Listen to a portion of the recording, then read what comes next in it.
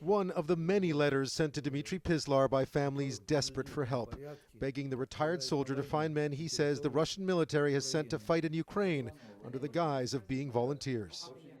The standard answer is our troops aren't taking part, he says. The government is just lying, saying it's not involved. Russia has long denied Western claims it's deployed thousands of troops to bolster rebel forces in eastern Ukraine. It denies sending any soldiers at all.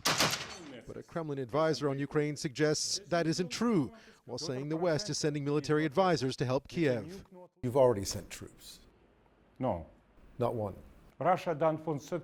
I think that Russian military take part in the Ukrainian crisis, but same as American officers, British and Polish also take part.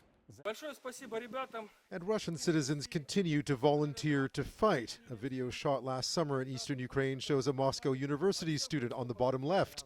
He's back home, but others he knows remain. The war is a really awful thing, and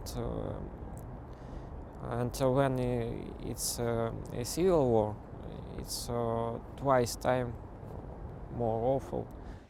Hundreds of thousands of refugees have fled the conflict zone to Russia. Many now rely on charity to get by, hoping a fragile ceasefire in place will hold so they can go home. It's very expensive to live here, very hard to survive, she says. We're trapped.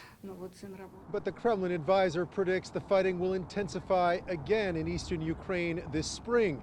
And he already insists it's Ukrainian forces and the West, not Russia, that will be to blame. Ben O'Hara, CTV News, Moscow.